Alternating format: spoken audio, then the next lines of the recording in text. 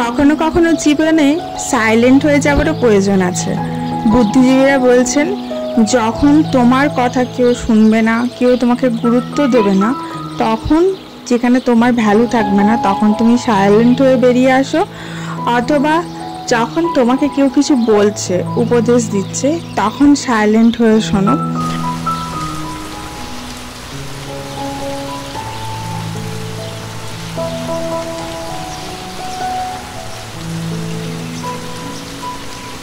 এবং সব থেকে ইম্পর্ট্যান্ট, যখন তুমি রেগে গেছো তখন সাইলেন্ট হয়ে যাও।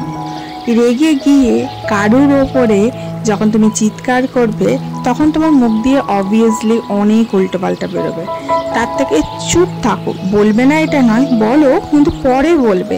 যখন মাথাটা ঠান্ডা হয়ে যাবে তখন বলো, তখন বুদ্ধিটা কাজ করবে, মাথাটা কাজ করবে। আর যখন রেগে যাবে তখন রাগটা গোটা মাথাটাকে গ্রাস করে নেয়, তখন কোনো কিছু মাথায় কাজ করে না, তখন উল্টোপাল্টাই মুখ দিয়ে বেরোয়, বুদ্ধি দিয়ে কথা বেরোয় না। Hello everyone, this is Ivy. Welcome back to my channel ইসোস ডায়েরিজের একটা নতুন সকালে তোমাদের সকলকে সুস্বাগতম জানাই। ওয়েদারের এখন মুখ ভার, কখনো বৃষ্টি, কখনো রোদ্দুর। ঘরে বসে বসে এক কাপ চা হাতে বৃষ্টি দেখতে ভীষণ ভাল লাগে। বা ধরো গরম গরম খিচুড়ি খেতে খেতে বৃষ্টির মজাটা উপভোগ করতে ভীষণ ভাল লাগে। কিন্তু যাদের মাথার ওপরে ছাদ নেই তারা কখনোই বৃষ্টিটাকে উপভোগ করতে পারে না। বাট সামহাও আমার সব কিছু থাকলেও আমার বৃষ্টিটা পছন্দ নয়। রেনি সিজন, স্যাঁতস্যাঁতে ওয়েদার আমার একদম ভালো লাগে না। এই সময়টা কেন জানি না, গাটা একটা অন্যরকম ম্যাচ ম্যাচ করে, আর ওয়েদারটা শুকনো থাকে না বলে খুব একটা ভাল লাগে না। এর থেকে যখন মনে হয় কটকটে রোদ থাকে তখন আমার ভীষণ ভাল লাগে। আমার মনে আছে ছোটবেলায় একবার আমাকে ফেভারিট সিজন নিয়ে কিছু বলতে বলা হয়েছিল একটা প্রোগ্রামে। তো আমি সেখানে সামার আমার ফেভারিট সিজন বলেছিলাম। তো সবাই সেখানে অবাক হয়ে গেছে, কিছুজন হেসেছে। বাট সামাও আমার ভালো লাগে সামারকে। তখন কিন্তু অতটা গরম পড়তো না এখন যতটা গরম পড়ে। এখন অত্যাধিক বেশি গরম পড়ে, যত দিন দিন বাড়ছে বা দিন দিন যাচ্ছে তত গরমের পরিমাণটা বেড়ে যাচ্ছে, শীতের পরিমাণটা বেড়ে যাচ্ছে। এরকম মাথা ভাঙা গরম বা মাথা ভাঙা ঠান্ডা কিন্তু আমাদের ছোটবেলার সময়ে ছিল না।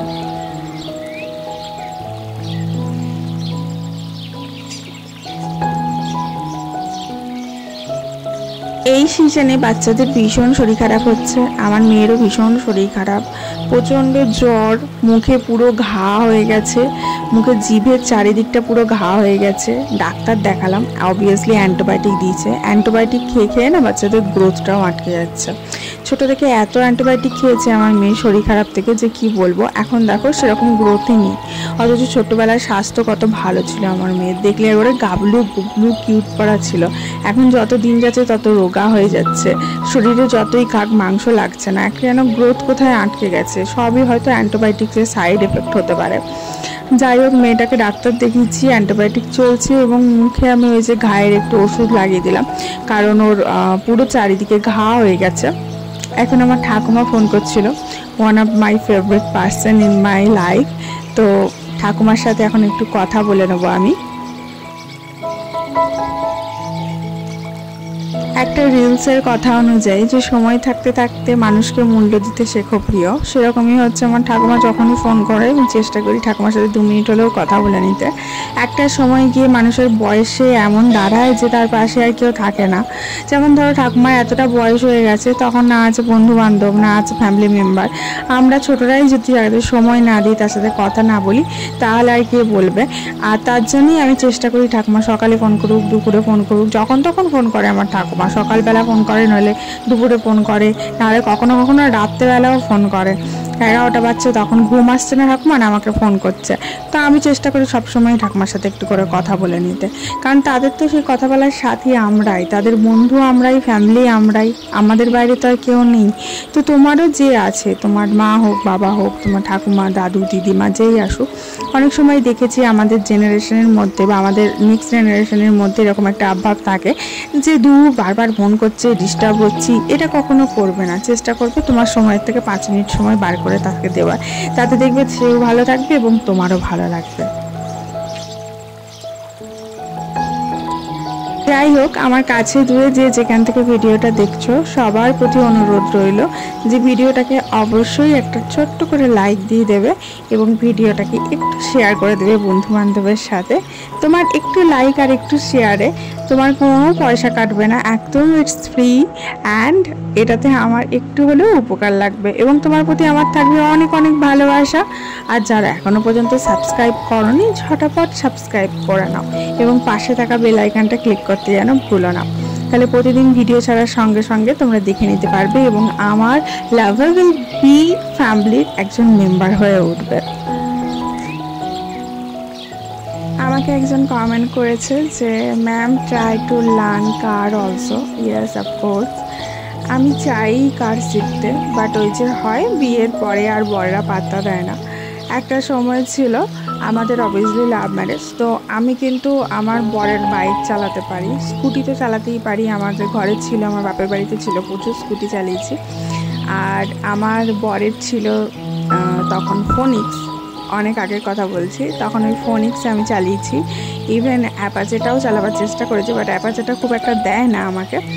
আর ইচ্ছা আছে যে বুলেট চালাবো একদিন হট প্যান্ট পরে, এটা আমার রেজলিউশন, দেখা যাক কবে সফল করতে পারি। তবে রেজলিউশন তো নেওয়া ওই জন্যই যাতে সফল হোক। যাই হোক, এখন আমি কী খাচ্ছি বলো তো? এখন আমি খাচ্ছি আতা, আর আতা আমার one of the favourite fruit, আমি ভীষণ ভালোবাসি খেতে, আতা খুব কস্টলিও। তো যাই হোক, আমার শ্বশুরমশাই আমাকে আতা এনে দেয়, বিশ্বাস করবে না তোমরা, আমার শ্বশুরমশাই আর আমি আতা খেতে ভীষণ ভালোবাসি, আর আমার মেয়েও ভালোবাসে। এখন আমরা একটা গান চালিয়েছি, ওই গানটাতে নাচছি, নাচতে নাচতে আতা খাচ্ছি আমি আর আমার মেয়ে। আতাটা খেতে একটু কষ্টই হয়, কারণ বীজের মধ্যে লাগা লাগা মাংস থাকে, খেয়ে খেয়ে বীজগুলো ফেলতে হয়। আর এই যে রসালো রসালো আতা, আমার এত ভালো লাগে আতা খেতে, কি বলবো। আর এই আতা, এটা আমার ফেভারিট ফ্রুট, মানে সচরাচর পাওয়াই যায় না, কিন্তু পাওয়া গেলে খুব টেস্টি। তোমরা যারা ট্রাই করো না এখনও, আতাটা ট্রাই করতে পারো। ফ্রুটের মধ্যে যারা ভালোবাসো, অনেকে অবশ্য ভালোবাসে না, একটু কিচকিচ করে বালি বালি, ওই যে অর্ধেক আতা আমার মেয়ে নিয়ে বসেছি, অর্ধেক আমি বসেছি। আমাকে একজন কমেন্ট করেছে, তার নাম হচ্ছে মনস্বতা দে। তো সে কমেন্ট করেছে, নাও ইয়োর ভিডিওস আর like a film, keep going on dear. তো I am blessed, I am very thankful, I am very happy to see the comment. আমার এই কমেন্টটা থেকে এত ভালো লেগেছে কি বলবো, যে হ্যাঁ আমি আমার ব্লগটাকে সুন্দর করে সাজাতে পেরেছি, যে কারুর অন্তত এটাকে ফিল্মের মতো মনে হচ্ছে। কিছুদিন আগে একজন কমেন্ট করেছিল যে এখনও ভিডিও পোস্ট করেনি, আমরা তো টিকিট কেটে হলে বসে আছি সিনেমা দেখবো বলে। অফকোর্স আমার এত ভালো লেগেছে, এই সমস্ত কমেন্টগুলো ভীষণ ভালো লাগে। আর একজন কমেন্ট করেছে যে লেন্স কোয়ালিটি বা ক্যামেরা কোয়ালিটি আরও ইমপ্রুভ করার জন্যে, তো ইমপ্রুভ করার জন্যেই আমি এই দামি মোবাইলটা কিনলাম। আসলে কি হয়, ঘরের মধ্যে যখন কাজ করি তখন খুব দামি ক্যামেরা নিয়ে সঙ্গে সঙ্গে কাজ করা, বা ছুটে ছুটে জল নিয়ে যাচ্ছি, বাথরুম পরিষ্কার করছি, ঘর পরিষ্কার করছি, ক্যামেরা নিয়ে করা একটু অসুবিধা হয়ে যায়। তার থেকে লাইট ওয়েট একটা ছোটো মোবাইল নিয়ে করা অনেক সুবিধা হয়, তার জন্যই মোবাইলটা দিয়ে করা।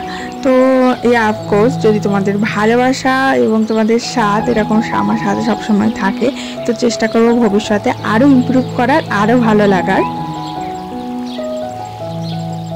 আমি ছোটো থেকেই ফ্রুট খেতে ভীষণ ভালোবাসি এবং আমার যখন বাচ্চাটা পেটে ছিল আমি প্রচুর ফ্রুট খেতাম, তার জন্য আমার বাচ্চাও ফ্রুট খেতে ভালোবাসে। ও এখন খুব একটা বেশি কিছু খেতে পারছে না ওর গলায় ইনফেকশনের জন্যে, কিন্তু ফ্রুটটা ঠিক খেয়ে যাচ্ছে। ওই যে আতা খেলো, তারপর পেয়ারা খেলো, পেয়ারা আবার একটা খেয়ে বললো আর একটা কেটে দাও মা। তো ফ্রুটটাও খেতে ভালোবাসে, সামাও আমিও ভালোবাসি, আমার বর ভালোবাসে না ফ্রুট খেতে, ও শুধু আঙুর খায়, বাকি অন্য কোনো ফল খায় না।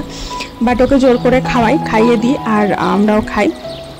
এই তো এখন জামা কাপড়গুলো কাচতে দিয়েছিলাম, শুকিয়ে গেছে, একটু বেলা করেই আজকে কাচা হয়েছে জামা কাপড়গুলো, কারণ সকাল থেকে এমন বৃষ্টির ওয়েদার হয়ে রয়েছে যে আর ভয়ে কাচতে পারিনি। তারপরে দেখলাম একটু একটু রোদ্দুর উঠেছে, তো ভাবলাম যে কেচেই নিই, কারণ ফেলে রাখার থেকে অনেকগুলো বেশি জমে যাবে, তখন আবার শুকাতে করতে অসুবিধা হবে।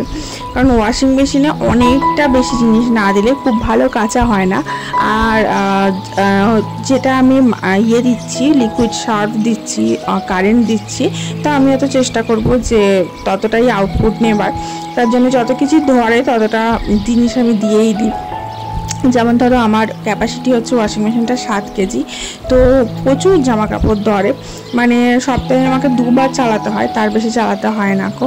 হ্যাঁ, এরকম এতটা জামা কাপড় ধরে। তা দেখতেই পাচ্ছ এখানে সমস্ত জামা কাপড়গুলো শুকিয়ে হয়ে গেছে, অর্ধেক শুকিয়ে বেরিয়েছে এবং খানিকটা মিলে দিলে বাকি কটা শুকিয়ে যাবে। তো এখন মিলে দিচ্ছি, মিলে দেওয়ার পরে বিকালের দিকে করে তুলে নেবো, তখন যা শুকাবে শুকাবে, বাকিগুলো ঘরের মধ্যে দিয়ে দিলে আবার বাকিটা শুকিয়ে যাবে ফ্যানের হাওয়ায়।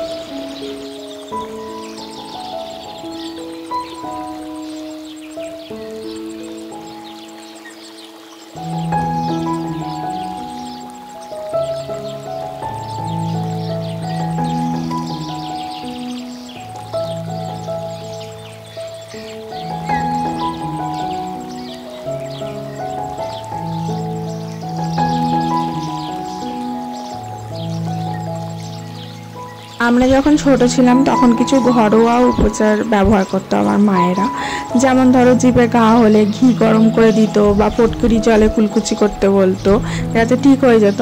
এখন আমরা মডার্ন জামানায় একটু ওষুধের উপর বেশি ভরসা করি। তো রিসেন্ট একটা আমি ওয়েব সিরিজ দেখলাম পিল বলে, সেই ওয়েব সিরিজটা দেখলে তুমি ট্রাস্ট মি, তোমার ওষুধের ওপর থেকে ভরসা উঠে যাবে। এত বিউটিফুল ওয়েব সিরিজটা রিতেশ দেশমুখ অভিনয় করেছে, তোমাকে এক সেকেন্ড তোমার মনে হবে না যে পিল ওয়েব সিরিজটা ছেড়ে বেরোয়। আর একটা ওয়েব সিরিজ দেখলাম রিসেন্ট রিলিজ করেছে, সেটা হচ্ছে মহারাজা।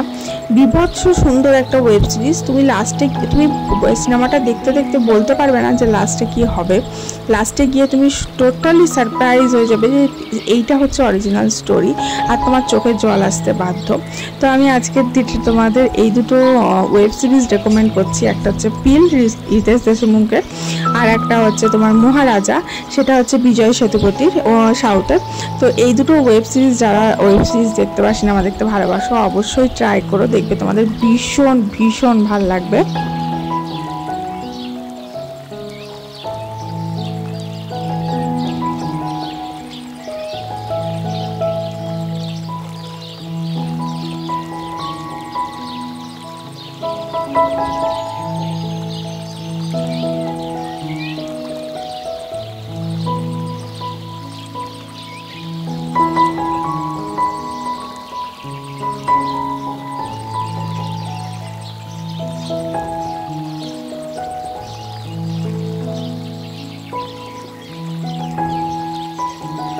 ওয়াশিং মেশিনে জামাগুলো তোলবার পর না নিচটা খুব ময়লা হয়ে যায়, ওই যে টিন্টগুলো পড়ে।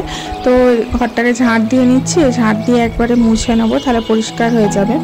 আর এই যে দেখো সিলিন্ডারের তলায় চাকা লাগানো আছে, আমার দুটো সিলিন্ডার, মানে ডবল সিলিন্ডার, আমার ডবল সিলিন্ডারের তলাতেই আমি চাকা দিয়ে রেখেছি, ওই যে চাকাগুলো।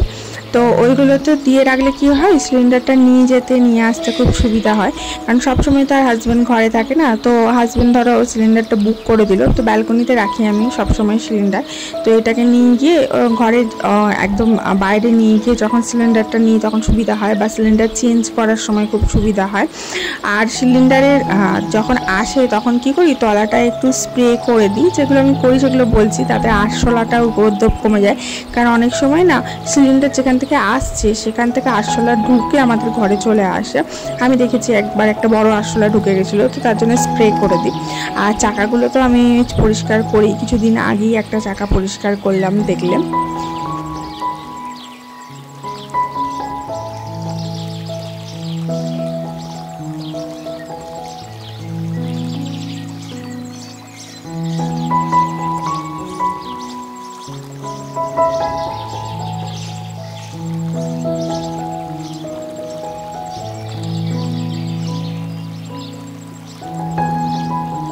Now it's time to do some skin care.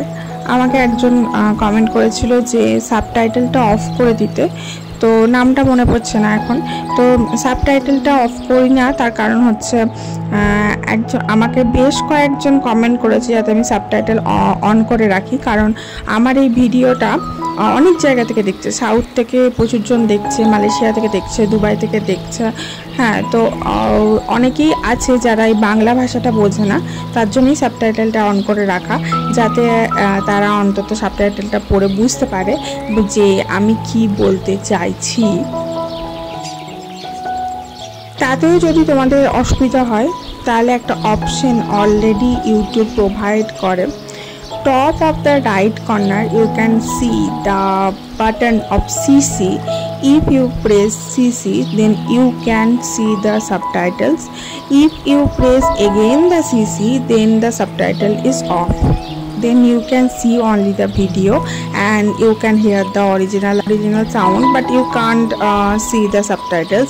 So if you want subtitles, then on the CC button, and if you don't want, then you just off the CC button.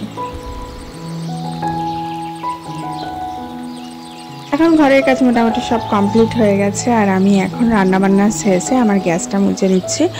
আমি দুবেলায় চেষ্টা করি গ্যাসটা পুরো পরিষ্কার পরিচ্ছন্ন করে মুছে নেওয়ার, তাতে আরশোলার উপর তো কম থাকে এবং নিট অ্যান্ড ক্লিন থাকে। আমি নিট অ্যান্ড ক্লিন থাকতে ভীষণ পছন্দ করি, তার জন্য একটু বেশি পরিশ্রম করি। আমার ঘরে দেখতে পাবে না কোথাও নোংরা ময়লা, কোথাও দেখতে পাবে না, সব জায়গাটাই নিট অ্যান্ড ক্লিনই দেখতে পাবে।